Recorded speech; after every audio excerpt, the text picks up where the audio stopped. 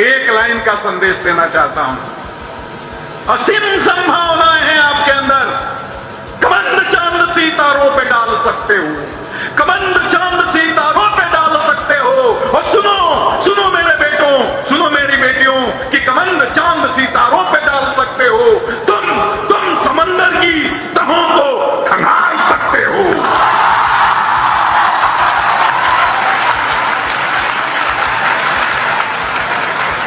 कमंद चांद सितारों पे डाल सकते हो, तुम समंदर की तहों को खंगाल सकते हो।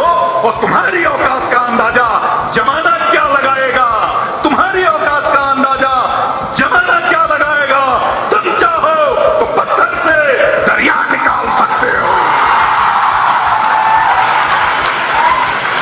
कुछ भी कर सकते हो। हिंदुस्तान के तमाम देशवासियों को ऋषिकेश पाठक का प्यार भरा नमस्कार। यकीनन आप मुझे जानते हैं, पहचानते हैं, बहुत बेहतर तरीके से जानते हैं और बहुत बेहतर तरीके से पहचानते हैं। रात के 8 बज चुके हैं और आज की इस धमाकेदार कमांडो ट्रेनिंग में मैं आपकी मुलाकात कराने जा रहा हूं एक रियल कमांडो से, एक ऐसे योद्धा से मैं आपकी मुलाकात कराऊंगा जिनकी चर्चाएं, जिनकी बातें पूरे विश्व में हो रही है। एक ऐसे दिग्गज जिन्होंने हिंदुस्तान का सबसे बड़ा examination union public service commission, मैं बताना चाहूंगा आपको, हिंदुस्तान का सबसे बड़ा examination union public service commission qualify किया था। यकीन मानिए, जिस इंसान ने यूपीएससी का आनंद लिया हो, जिसने यूपीएससी क्वालिफाई करने के बाद सफर को अंजाम तक पहुंचाया हो, वो एक साधारण इंसान नहीं हो सकते, वो असाधारण व्यक्तित्व का निर्माण करते हैं। मैं बात कर रहा हूं भूतपूर्व डीजीपी गुप्तेश्वर पांडे जी की। मैं आज इस कमांडो ट्रेनिंग में आप सभी को प्रशिक्षित करवाने के लिए उन्हें आमंत्रित करके लेकर आया हूं। सर से बहुत रिक्वेस्ट किया मैंने, सर का बिजी शेड्यूल आप सभी जानते हैं। एक बेहतरीन कॉर्पोरेट ट्रेनर के तौर पर भी ये उभर के सामने आए हैं।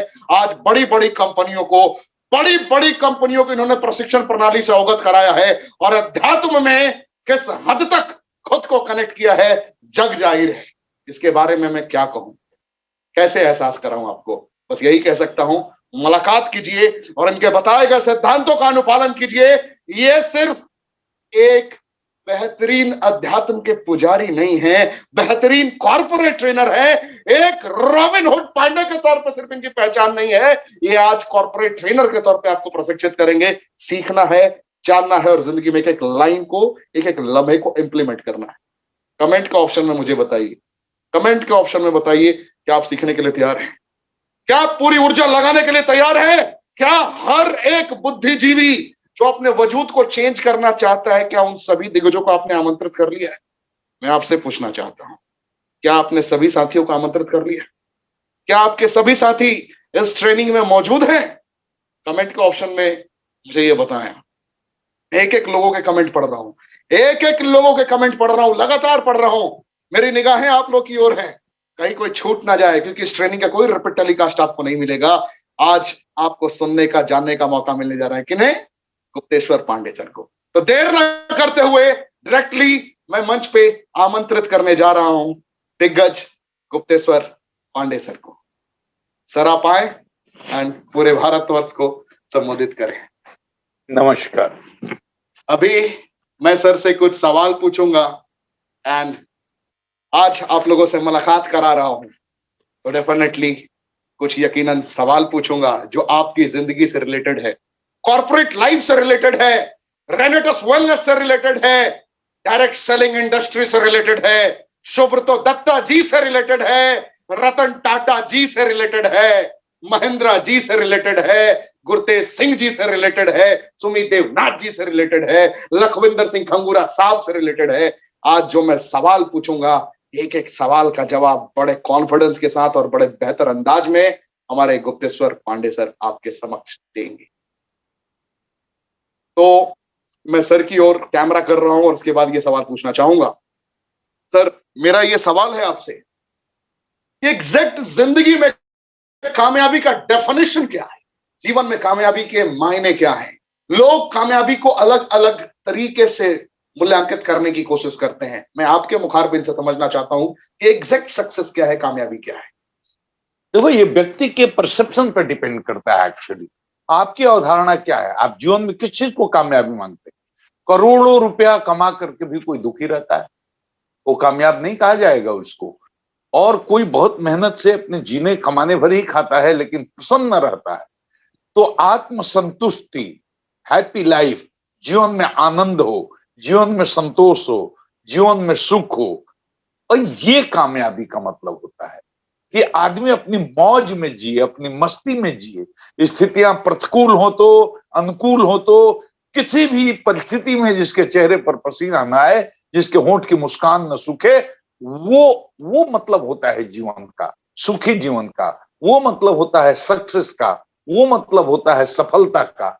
और पैसे से, रुपये से या भौतिक किसी उपलब्धि से सफलता को नहीं मापा जा सकता, अपनी अपनी अवधारणा है।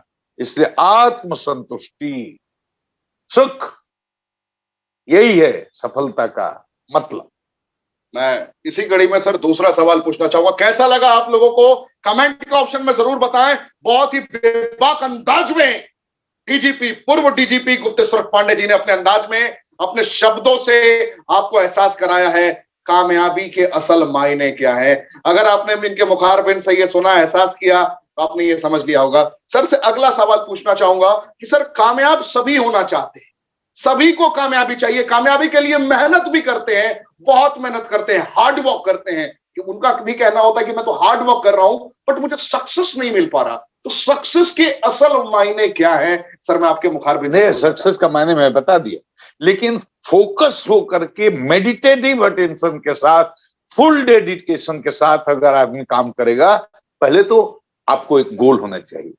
यू मस्ट हैव ए गोल कि आप लाइफ में करना क्या चाहते हैं।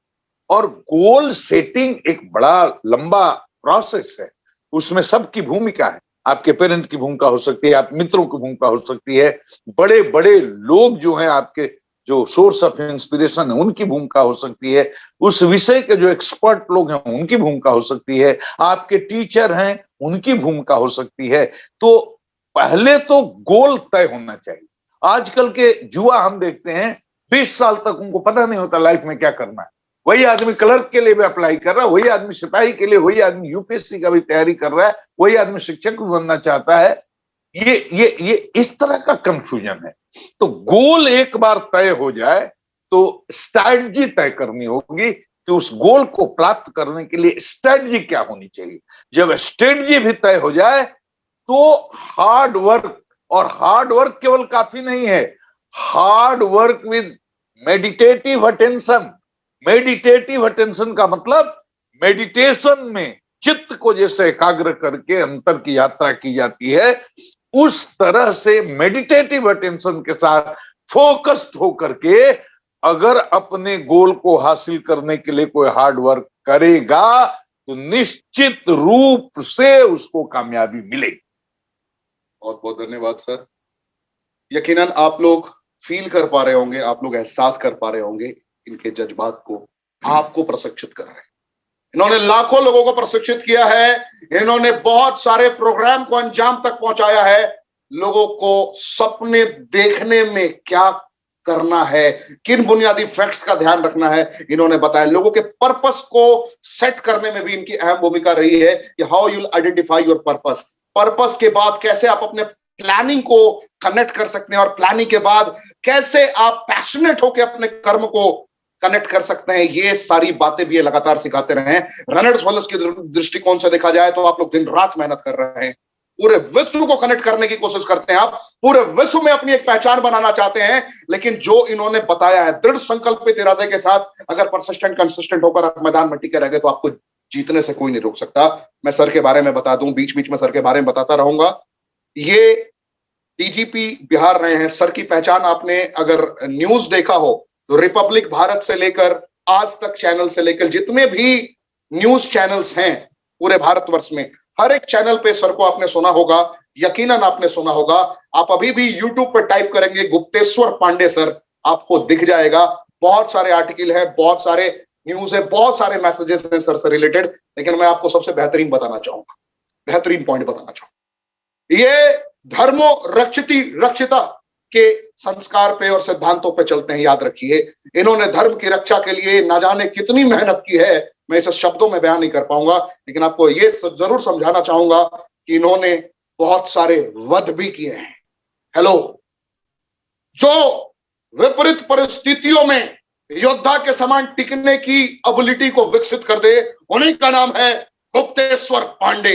यकीन दिलाता हूं आपको, उन्हीं का नाम है गुप्तेश्वर पांडे जी। जिस वक्त बिहार में आतंक का माहौल हुआ करता था, हर एक जिले में, हर एक कस्बे में गजब गजब के अपराधी हुआ करते थे, उस वक्त एक इंसान ने रेजोल्यूशन लिया कि मुझे अपराध मुक्त बिहार बनाना है, और 60, मैं फिर दोहराता हूं, 60 अपराधियों का, लगभग 60 अपराधियों का एनकाउंटर किया इन्होंने। एक एनकाउंटर स्पेशलिस्ट के तौर पर भी हमारे इस दिग्गज गुप्तेश्वर पांडे जी की पहचान है पूरे बिहार वर्ष में, पूरे भारतवर्ष में। आप उस शख्सियत को सुन रहे हैं जिन्होंने पूरी जिंदगी को निचोड़ कर आपके समक्ष प्रस्तुत करने की कोशिश की है।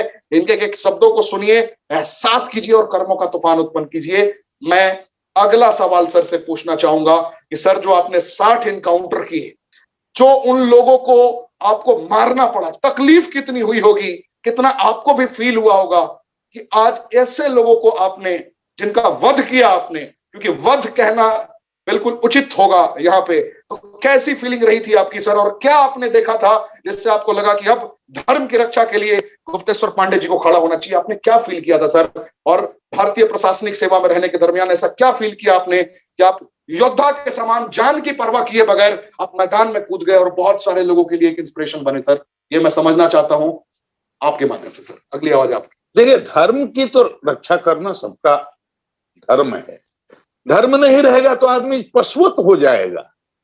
आहार, निद्रा, भय, मैथुन तो सब में है। मतलब पशुओं में भी, चींटी में भी, हाथी में भी, शेर में भी, बाघ में भी, पशु में भी, पक्षी में भी। मनुष्य इसीलिए मनुष्य है कि उसके अंदर केवल आहार, निद्रा, भय, मैथुन की वृत्ति नहीं है, उसके ऊपर उसके पास विवेक है। वो विवेक है, उसके पास धर्म है। धर्म का मतलब क्या हुआ? परहित सदिश धर्म नहीं भाई। तुलसीदास ने तो यही कहा, दूसरे की कल्याण के समान कोई भी धर्म नहीं है। समाज कल्याण के लिए, आम आदमी के कल्याण के लिए, जो समाज के सबसे निचले पैदान पर आदमी खड़ा है, उसकी मदद के लिए जरूरत पड़े तो अपनी गर्दन भी कटा दे, ये धर्म है। इसीलिए मैं कहता हूं, मुझे इस बात का कोई अफसोस नहीं कि मेरे कार्यकाल के दौरान कितने लोग मारे गए, अपराधी मारे गए। वो गाली भी देते रहते हैं उनके रिश्तेदार लोग अभी तक। लेकिन मैं तो यही कहूंगा कि अन्याय सहकर बैठ रहना यह महादुष्कर्म है। न्यायार्थ अपने बंधु को भी दंड देना धर्म है। अर्जुन कहां मारना चाहते थे? उनके 100 भाई युद्ध के मैदान में सामने खड़े हैं, अपने भाइयों को मारना चाहते थे, अपने सगे संबंधियों को मारना चाहते थे, अपने फूफा मामा को मारना चाहते थे, क्या अपने गुरु द्रोणाचार्य को मारना चाहते थे, अपने पितामह भीष्म को मारना चाहते थे? मारना पड़ा। क्यों? धर्म के लिए मारना पड़ा। इसीलिए मैंने कहा दिनकर की पंक्ति, जो अन्याय सहता है उससे बड़ा अधर्मी कोई नहीं है। तो मैंने जो भी किया वो मेरे जीवन का कर्तव्य था। मैं पुलिस पदाधिकारी, जिलों में एसपी, कप्तान के रूप में रहता था, और जहां जिन लोगों ने आतंक मचाया, मैंने पुलिस को खुली छूट दी और पुलिस मुठभेड़ में लोग मारे गए। बहुत बहुत धन्यवाद सर। किस बेबाक अंदाज में सर को आपने सुना, जिस अंदाज में, जिस कॉन्फिडेंस के साथ सर ने बयां किया अपने शब्दों को, मैं कैसे आप लोगों को एहसास कराऊंगा। आपकी लाइफ से रिलेटेड मैं कुछ बात करना चाहूंगा। बहुत सारे लोग रेजोल्यूशन लेते हैं। आप बड़ी बड़ी कंपनियों के साथ कनेक्टेड हैं। आज भारत की फास्टेस्ट ग्रोइंग कंपनी में से एक रेनेटस वेलनेस के साथ कनेक्टेड है। बहुत सारे लोग आज टीसीएस के साथ कनेक्टेड है। बहुत सारे लोग आज इन्फोसिस के साथ कनेक्टेड है, विप्रो के साथ कनेक्टेड है। सबका एक ही धर्म होता है कि मुझे रेजोल्यूशन लेना है, संकल्प लेना है। संकल्प ले भी लेते हैं। बहुत सारे लोग बर्थडे पे संकल्प लेते हैं, रेजोल्यूशन लेते हैं कि मैं अब ये करूंगा अगले 3 महीने में, 4 महीने में, 6 महीने में, 1 साल में। बहुत सारे लोग न्यू ईयर पे रेजोल्यूशन लेते हैं कि मैं सर ये करने वाला हूं, मैं वो करने वाला हूं। अगला मेरा सवाल सर से यही होगा कि सर, रेजोल्यूशन न्यू ईयर तो बहुत सारे लोग ले लेते हैं कि मैं अब ये करने वाला हूं, मैं अब वो करने वाला हूं, निश्चित तौर पे करूंगा, मेहनत भी करना प्रारंभ कर देते हैं, लेकिन वो मुकाबले से बाहर हो जाते हैं। कुछ दिनों की नाकामियों के बाद कुछ दिनों तक संघर्ष करने के बाद वो फिर मैदान छोड़ देते हैं और वो भूल जाते हैं कि मैंने कोई संकल्प लिया था। ऐसे लोगों के लिए, ऐसे जुझारू योद्धाओं के लिए, ऐसे शख्सियतों के लिए जो मेहनत तो करते हैं, ठानते हैं कि मैं 500 बनूंगा, 1000 बनूंगा, एग्जीक्यूटिव बनूंगा, मैं किंग लेवल तक पहुंचूंगा, मैं बहुत बड़े पैमाने पर अपनी कंपनी को लेकर जाऊंगा, लेकिन उसके बाद फिर गिव अप कर जाते हैं। ऐसे लोगों के लिए सर क्या संदेश देना चाहेंगे आप? अगली आवाज सर की। रिजोल्यूशन से केवल रेवोल्यूशन नहीं होता, केवल रिजोल्यूशन लेना काफी नहीं, उससे क्रांति नहीं हो सकती। रिजोल्यूशन के पीछे कितना डिटर्मिनेशन है, कितना डिटर्मिनेशन है, रिजेक्शन को सहने की क्षमता कितनी है, एक जुनून पैदा करना है, अपने अंदर एक आग पैदा करनी है। अगर जुनून नहीं रहेगा तो रिजोल्यूशन टूट जाता है, आदमी हारता है, एक बार हारता है तो आदमी टूट जाता है। इसलिए अपने इरादे को मजबूत, अगर रिजोल्यूशन लेने के बाद भी आपके जीवन में क्रांति नहीं आई तो इसका मतलब कि आपका मन बड़ा कमजोर है, आपकी संकल्प शक्ति कमजोर है, आपकी इच्छा शक्ति कमजोर है। तो ये पर्सनालिटी डेवलपमेंट का एक पार्ट है। आपकी पर्सनालिटी पूरी तरह से डेवलप नहीं हुई है, आप में दृढ़ संकल्प शक्ति का आविर्भाव नहीं हुआ है, दृढ़ इच्छा शक्ति आपकी नहीं हुई है, तो थोड़ी दूर गए, लड़खड़ाए, छोड़ करके मैदान भाग गए। तो मैं तो ये कहता हूं कि अपनी दृढ़ इच्छा शक्ति के बल पर और मेडिटेटिव अटेंशन के साथ कोई भी हार्ड वर्क करे तो रिजोल्यूशन रिवोल्यूशन में बदल सकता है। इसीलिए मैं कहूंगा कि कुछ भी हो सकता है, कुछ भी कर सकते हो, कमंद चांद सितारों पे डाल सकते हो, कमंद चांद सितारों पे डाल सकते हो, तुम समंदर की तहों को खंगाल सकते हो और तुम्हारी औकात का अंदाजा क्या कोई लगाएगा। तुम चाहो तो पत्थर से दरिया निकाल सकते हो। तो लगे रहने की जरूरत है, दृढ़ संकल्प शक्ति के साथ कामयाबी मिलेगी, मिलती है और आपको भी मिलेगी, इसमें कोई शक नहीं है। आज मुझे ये समझ में आ रहा है सर के शब्दों को सुनने के बाद, एहसास करने के बाद, क्यों पूरे भारतवर्ष में नहीं पूरे विश्व में आज ये कॉर्पोरेट ट्रेनर के तौर पे उभर के सामने आ रहे हैं। आज अध्यात्म के क्षेत्र में आपने बड़े बड़े चैनलों पे, आस्था पे, भक्ति भजन पे आपने इनके बारे में, इनके भागवत महापुराण की कथा को सुना होगा। आज एक कॉर्पोरेट ट्रेनर गुप्तेश्वर पांडे जी को आप सुन रहे हैं।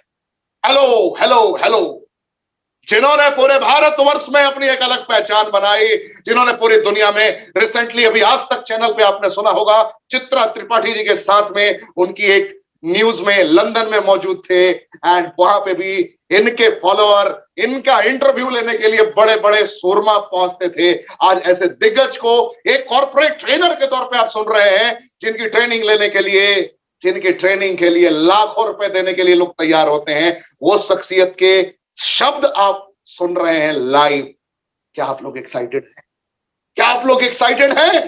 क्या आपके एक्साइटमेंट को मैं फील कर सकता हूं? हेलो हेलो हेलो, क्या आपकी एक्साइटमेंट को मैं फील कर सकता हूं? क्या मैं फील कर सकता हूं? ये मोहब्बत है। किस हद तक आप मोहब्बत करते हैं गुप्तेश्वर पांडे सर से, जरा कमेंट का ऑप्शन में। कितने लोगों को ये लाइन दिल तक छू गया, दिल को छू गया। चाहो तो कुछ भी कर सकते हो, चाहो तो कुछ भी कर सकते हो, नामुमकिन कुछ नहीं। इनके अंदाज में तो बयां कर पाना इम्पॉसिबल है, लेकिन ये जरूर कह सकता हूं, I love you sir, really unbelievable and unbelievable. ये लाइन आप सभी को एक योद्धा बनने के लिए तैयार करता है। ये लाइन आपको ट्रू रेनोवियन बनने को तैयार करता है। सुब्रतो दत्ता जी, सुमित देवनाथ जी, या जितने भी बड़े सूरमा पूरे विश्व में हुए हैं, रतन टाटा जी को आप कवर करके देखें, महेंद्र जी को देखें, या फिर थॉमस अल्वा एडिसन की कहानी को देखें, जितने भी बड़े बड़े योद्धा पूरे भारतवर्ष, पूरी दुनिया में बने हैं, ना जाने कितने संघर्षों का दौर रहा होगा उनके पीछे।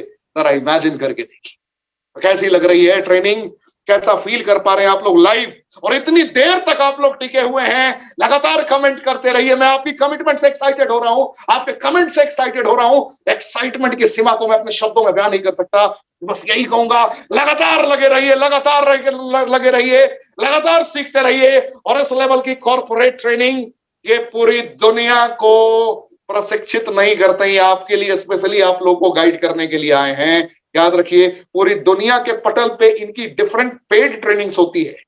हेलो, पेड ट्रेनिंग का मतलब समझते हैं? आपने एरिक वोरे का ट्रेनिंग लिया होगा, आपने वर्ल्ड के बड़े बड़े धुरंधरों का ट्रेनिंग लिया होगा, आपने अगर बात करी जाए गौर गोपाल दास जी की ट्रेनिंग ली होगी, कभी अगर कॉर्पोरेट लाइफ को आपने कनेक्ट किया हो, अमोघ लीला प्रभु की ट्रेनिंग ली होगी।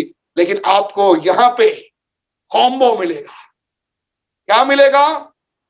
मैं तो उस अंदाज में आपको बयान नहीं कर सकता कि भौतिक और लौकिक, शायद ऐसे ही कुछ होता है सर, बेहतर बता पाएंगे। ये दोनों कॉम्बो मिलेगा।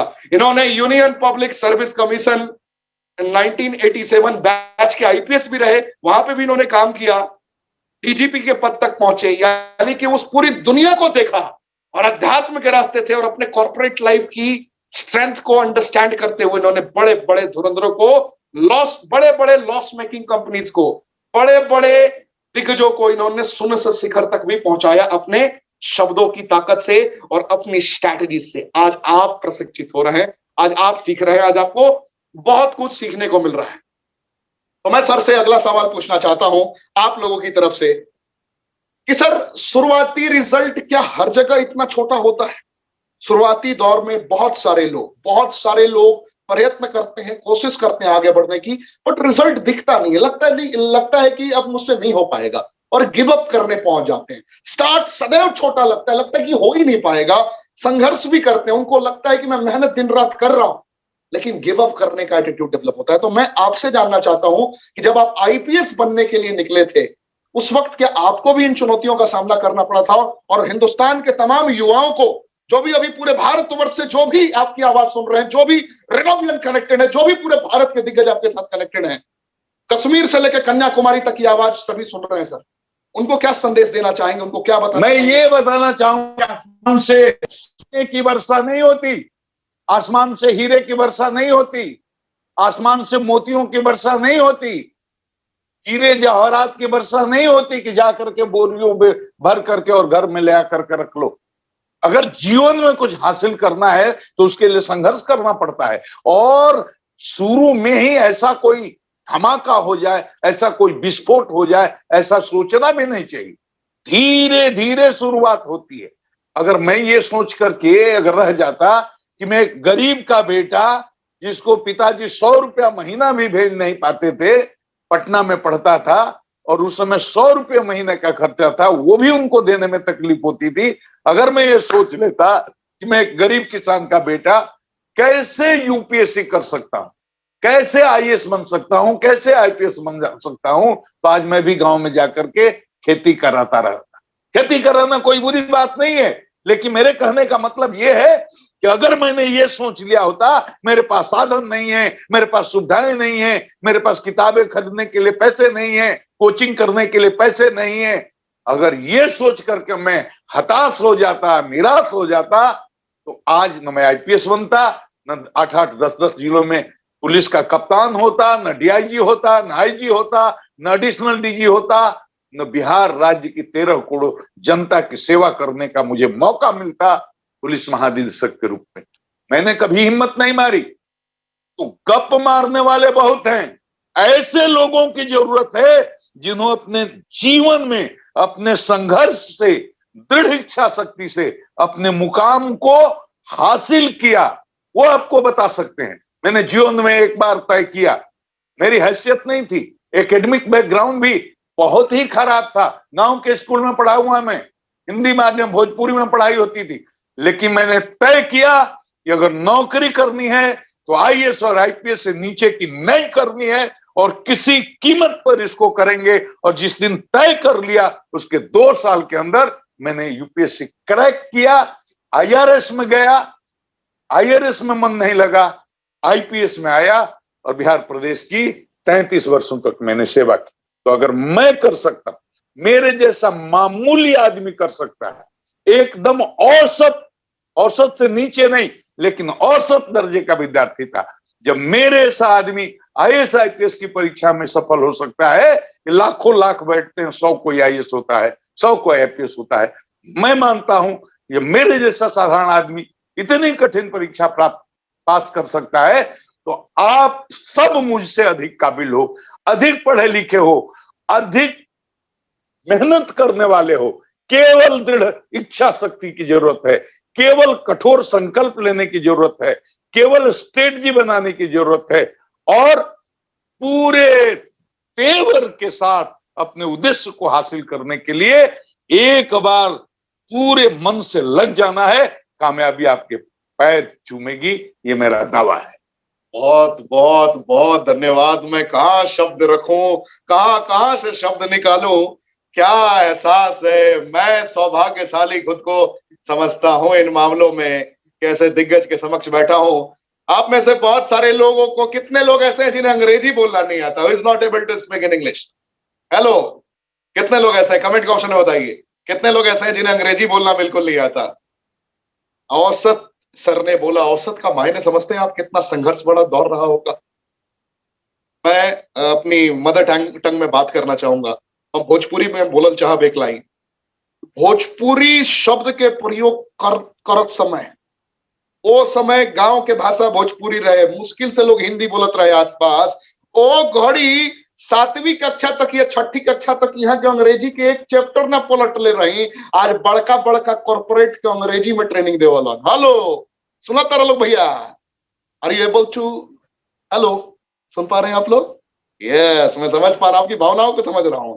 फील करिए कि वहां से सफर कैसा रहा। ये सवाल मैं सर से पूछना जरूर चाहूंगा कि वहां से आपने कैसे इतने बड़े मकाम तक का सफर तय किया। वो जुनून कहां से इकट्ठा किया आपने? वो क्या पर्पस था, क्या ऐसा था जो आपको अट्रैक्ट करता था कि मुझे अब किसी कीमत पे जीतना है? देखो, मेरे छोटी छोटी बातों से आदमी इंस्पिरेशन ले सकता है। इंस्पिरेशन के लिए जीवन में बहुत बड़ी कोई घटना दुर्घटना हो, ये बिल्कुल जरूरी नहीं है। हेलो, आप ध्यान देकर के सुने।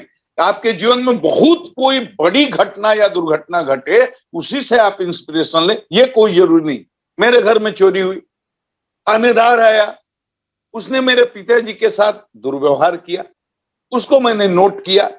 मेरे गांव के जो दबंग लोग थे, जो ज्यादा धनी थे, मजबूत थे, मेरे पिताजी साधु स्वभाव के बहुत कमजोर आदमी थे, उनको रोज अपमानित करते थे।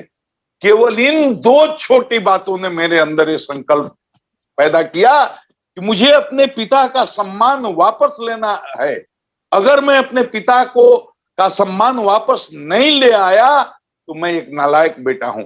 और एक आग मेरे अंदर जली, एक आग मेरे अंदर जली, और वही आग बारूद बन गई, विस्फोट हुआ, और एक गरीब किसान का बच्चा बिना कोचिंग के, बिना साधन के, बिना सपोर्ट के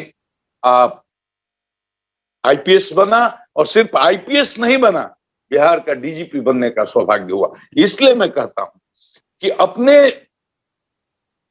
उद्देश्य को एकदम स्पष्ट करो। कहीं से भी आप इंस्पिरेशन ले सकते हो। उद्देश्य को स्पष्ट कीजिए, स्ट्रेटजी बनाइए, पूरा फोकस्ड होइए, मेडिटेटिव अटेंशन के साथ लग जाइए। एक बार गोल बना लिया, डेविएट नहीं होना। डेविएट हो गए तो डेविएट होते होते होते, डेविएशन होते होते होते आपकी ऊर्जा भी खत्म होगी, आपको हताशा भी होगी, आपको निराशा भी होगी, जो बाद में चल करके स्ट्रेस, और उसके बाद में चल करके आपको फ्रस्ट्रेशन में और बाद में डिप्रेशन में बदल जाती है। इसलिए निर्णय लो, डेविएशन नहीं होना चाहिए। बिल्कुल दृढ़ इच्छा शक्ति के साथ लग जाइए, आपको कामयाबी मिलेगी। मैंने इसी तरीके से कामयाबी हासिल की। क्या बात है, अद्वितीय, अकल्पनीय। आप सभी महसूस कर रहे हैं, शुरुआती दौर में लोग हेजिटेट होते हैं, छोटी छोटी चुनौतियों का सामना बेहतर तरीके से नहीं कर पाते। उन्हें लगता है कि मैं कैसे कर पाऊंगा, उन्हें लगता है कि मैं कैसे इन बाधाओं को पार कर पाऊंगा, इन चुनौतियों का सामना कर पाऊंगा। लोग बिखर जाते हैं और यहीं पे जो खुद को संभाल लेते हैं वो संवर जाते हैं। यकीनन आप मेरी बातों को बहुत बेहतर तरीके से कनेक्ट कर पा रहे हो, मैं क्या समझाने की कोशिश कर रहा हूं और सर ने क्या मैसेज आपको दिया, एहसास कराया। जिद्दी बनना पड़ेगा, persistence can change failure into extraordinary success. इस लाइन को याद रखिएगा, जिद्दी बनिए, जो चाहिए वो चाहिए नहीं, चाहिए ही चाहिए। इस मनस्थिति के साथ उतरिए।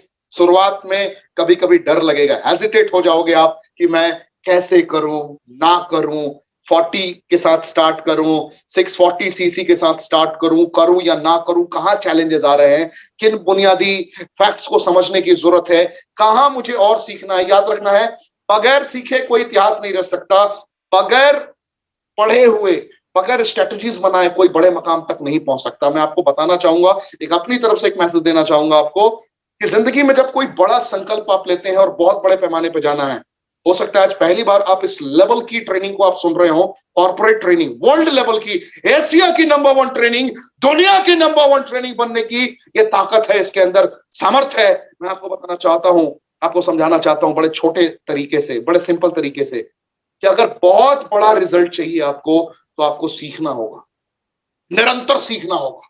तब तक सीखना होगा जब तक दुनिया की आंखों में आंखें मिला के सिखाने लायक आप ना बन जाए, तब तक सीखना होगा। और जिस दिन आपने ये सीखने की वृत्ति विकसित कर ली, इस ब्रह्मांड में कोई शक्ति नहीं है जो आपको परास्त कर सके। ये मेरी बात को हृदय में बसा कर रखिए। और ऐसे लिविंग लेजेंड पर्सनालिटी का शुक्रिया अदा करना बनता है। अगर आपको समझ में आ रहा हो कि आपको इन्होंने क्या सिखा दिया है, आपके पूरे जीवन का सार इन्होंने चंद मिनटों में आपके समक्ष प्रस्तुत करके एहसास कराया है। आज जैसी कमांडो ट्रेनिंग, आज जैसी ट्रेनिंग आपने जिंदगी में कभी एहसास नहीं की होगी। आपने इनका डीजीपी का अंदाज जरूर देखा होगा, आपने बड़े बड़े वक्ताओं को इन्हें कनेक्ट करते हुए जरूर देखा होगा, इन्हें बड़े बड़े भागवत कथाओं को अपने अंदाज में बयां करते हुए जरूर देखा होगा। लेकिन आज डिजिटली मेरे रिक्वेस्ट के बाद डीजीपी, भूतपूर्व डीजीपी गुप्तेश्वर पांडे जी आपके समक्ष अपने ही अंदाज में कॉर्पोरेट ट्रेनिंग डिलीवर करते हुए जा रहे हैं। तो इनसे आखिरी सवाल आज का मैं पूछना चाहूंगा, आखिरी सवाल इनसे पूछना चाहूंगा। बहुत मजेदार सवाल है, गेस कीजिए क्या सवाल हो सकता है। जस्ट इमेजिन, क्या मैं पूछ सकता हूं इनसे अगला सवाल। यह सवाल बड़ा मजेदार है। यह सवाल है अननोन फियर, अनजाना सा डर, कि अगर मैं आगाज करता हूं तो मेरा अंजाम कैसा हो सकता है। लोग डरते हैं। अरे 10,000, 15,000, 20,000 की नौकरियों में संघर्ष करने वालों, मैं आपसे कहना चाहता हूं, आप भी अगर अपने कॉर्पोरेट लाइफ को फील कर रहे हो, अगर आप भी किसी बड़ी बड़ी कंपनियों में 20,000, 25,000, 30,000 का बिजनेस कर रहे हो, और आज हमारे माननीय प्रधानमंत्री के शब्द है कि आप स्टार्टअप खड़े करो बड़े पैमाने पे। आज डिफरेंट तरीके से हमारे भारत के माननीय प्रधानमंत्री नरेंद्र मोदी साहब भी निरंतर कहते रहे हैं कि आप आगे बढ़ो, व्यवसायिक दृष्टिकोण से दुनिया को देखो, जुड़ जाओ, दृढ़ संकल्पित इरादे के साथ आगे बढ़ो। तो लोग कहते हैं अरे मोदी जी तो नौकरी नहीं दे रहे हैं। Are you able to understand my point? Modi ji अपने पैरों पे खड़ा रहने के लिए आपको कह रहे हैं, मोदी जी आपको एक अपनी किस्मत अपने हाथों में रखने की बात कर रहे हैं कि आप लाख रुपए भी हफ्ते में कमाए, 10 लाख भी कमाए, 1 करोड़ भी कमाए, किसने रोका है? अपनी किस्मत अपने हाथों में रखने की बात करते हैं। लेकिन लोग समझ नहीं पाते, लोग डरते हैं। रेनेडर शुरुआत करने से पहले लोग डरते हैं, बड़े बड़े उद्योग लगाने से पहले लोग डरते हैं, बड़े बड़े व्यवसायिक विकास को अंजाम तक पहुंचाने से लोग डरते हैं। कहीं मैं नाकाम हो गया तो, कहीं मैं हार गया तो, अगर मेरी 20,000 की नौकरी अभी सुनिश्चित है और मेरे पास अगर 20,000 भी नहीं बचे तो 20 लाख के चक्कर में कहीं 20,000 भी ना छूट जाए। बच्चों को बचपन से लेकर आज तक एक ही शिक्षा दिए जा रहे हैं, लगातार शिक्षा दिए जा रहे हैं कि भाई तेरे को नौकरी करनी है, तेरे को नौकरी करनी है, तू ढंग से पढ़ाई कर, तेरे को नौकरी करनी है, ढंग से पढ़ाई कर, तेरे को नौकरी करनी है। भाई साहब, कॉर्पोरेट बड़ा उद्योगपति कौन बनाएगा? आज जो दुनिया के सबसे अमीर व्यक्ति हैं, दुनिया के सबसे अमीर व्यक्ति कौन है? आप सभी को पता है, कमेंट का ऑप्शन में बताइए। Elon Musk. जानते हैं आप भारत के सबसे अमीर व्यक्ति कौन है? गौतम अडानी। क्या ये अगर वही पुराने पैटर्न को फॉलो कर रहे होते तो क्या इस लेवल पे पहुंच पाते? क्या अमेज़न के मालिक जेफ बेजोस उस मकाम तक पहुंच पाते? Warren Buffett, Jack Ma, hello, Bill Gates इस मकाम तक होते? एक सेकंड में 15,000, 16,000, 17,000, 20,000, 25,000 रुपए उनकी आमदनी है। 100 करोड़ की आमदनी एक दिन में भी करने की क्षमता रखते हैं वो लोग। किसी का 12,300 करोड़ का नेटवर्थ है, किसी का 24,500 करोड़ का नेटवर्थ है। जरा इमेजिन करिए, हम करोड़ों रुपए भी पूरी जिंदगी में कमा के संतुष्ट हो जाते हैं। मैं आपसे बात कर रहा हूं कि फाइनल चुनौतियों से बाहर कैसे निकलना है और चुनौतियों का सामना कैसे करना है, ये अब शब्द आप इनके माध्यम से सुनेंगे। अननोन फियर पे विजय कैसे प्राप्त करना है। और ये सर की आखिरी संदेश है आज की, ये लाइन सुनने के बाद आज भी अगर आप नहीं जागे तो परमात्मा दोबारा इस धरती पे इस अंदाज में इस विभूति को आपको कनेक्ट करवाने के लिए नहीं भेजेंगे। यकीन मानिए आज की ट्रेनिंग दुनिया की नंबर 1 ट्रेनिंग है, ट्रस्ट मी, क्योंकि गुप्तेश्वर पांडे जी के मुखारबिन से निकल रही है। और यही मेरा सवाल है सर, जो मैंने आपके समक्ष रखा कि अननोन फियर और इन चुनौतियों का सामना किस अंदाज में किया जाए। आपने सवाल भी किया, आपने सवाल का जवाब भी दे दिया, तो मुझे बोलने के लिए ज्यादा कुछ नहीं है, लेकिन मैं यही कहूंगा कि जो डर गया वो मर गया। अरे ईश्वर के पुत्र तुम, अमृत के अंश तुम, क्या बिगाड़ सकती हैं क्षुद्र परिस्थितियां। भिड़े रहो, डटे रहो, आपके कदमों पर सफलता खुद आकर के अपना माथा पटक करके बोलेगी मुझे उठा लो, मैं आपके कदमों में झुक गई हूं। देखो हिम्मत रखने की बात है। मैं आपको गोल सेट कैसे किया जाता है, मैं आपको गोल सेटिंग बताऊंगा। स्ट्रेटजी कैसे बनाई जाती है, मैं आपको स्ट्रेटजी बताऊंगा। प्लानिंग की कैसे की जाती है वो बताऊंगा। फोकस माइंड को कैसे बनाया जाता है, मेडिटेटिव अटेंशन क्या चीज है, और कैसे मेडिटेटिव अटेंशन आदमी को बनाया जाता है वो आपको कला सिखाऊंगा। और रिजेक्शन कि अगर मान लो कि हम despite of our best efforts if you fail to achieve our goal, तो हमारा प्लान बी क्या होगा। ये नहीं कि हम हताश हो जाएं, ये नहीं कि हम निराश हो जाएं, ये नहीं कि हम जाकर आत्महत्या कर लें। अरे जिंदगी इतनी ही नहीं है, ये जिंदगी परमात्मा की दी हुई है। आपने कुछ चाहा, आपने गोल सेट किया, आपने ईमानदारी से मेहनत भी की, आपने फोकस रख करके मेडिटेटिव अटेंशन के साथ हार्ड वर्क भी किया, अगर वो भी नहीं, अगर आपको उसके बावजूद भी नहीं प्राप्त हुआ, ये आपका प्रारब्ध है। यहां भी हिम्मत नहीं हारना है। ये जिंदगी ईश्वर ने दी है, बहुत खूबसूरत जिंदगी है। उसके बाद भी अगर हमें सफलता मिलती है, उसके बाद जिंदगी को और खूबसूरत कैसे बनाए, ये भी हम आपको सिखाएंगे। इसलिए अननोन फियर से नहीं डरना है। और जिंदगी का जब भरोसा नहीं, कल कौन कहता है कि दुनिया सत्य है सपना नहीं है, जबकि अपना श्वास भी अपना नहीं। अरे जिंदगी का जब कोई भरोसा नहीं, अरे क्या नफा नुकसान हो जाएगा, हमको सफलता नहीं मिलेगी, ये सोच करके अगर काम शुरू नहीं करोगे तो जहां हो वहीं रह जाओगे। जो पक्के इरादे के साथ, ईमानदारी के साथ, डेडिकेटिव अटेंशन के साथ अपने संकल्प की ओर बढ़ता है, पूरी कायनात आंचल बिछा करके उसका स्वागत करती है। इसलिए चरय वेति ये शास्त्रों का वचन है।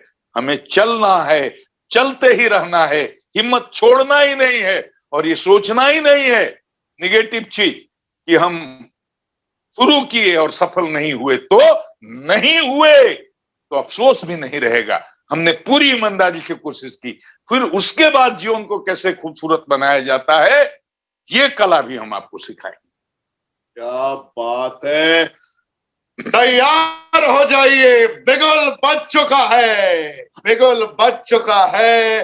आज आप सभी जरा अपने मोहब्बत का इजहार तो करिए, कमेंट का ऑप्शन जरा दिखाइए तो अपना मोहब्बत, एहसास कराइए तो सही कि किस शख्सियत ने आपको आज प्रशिक्षित किया है। गर्व होना चाहिए, आपको गर्व होना चाहिए कि एशिया की नंबर 1 कमांडो ट्रेनिंग के आप पार्ट हैं। आपको गर्व होना चाहिए कि आप दुनिया के नंबर 1 कमांडो से, जिन्होंने अध्यात्म को भी कनेक्ट किया और पूरे जीवन का भी निचोड़ निकाला, उस कमांडो से आपने सीखा है। बस मैं तो बस इतना ही खुशकिस्मत रहता हूं कि इनका आशीर्वाद मुझे सदैव प्राप्त है।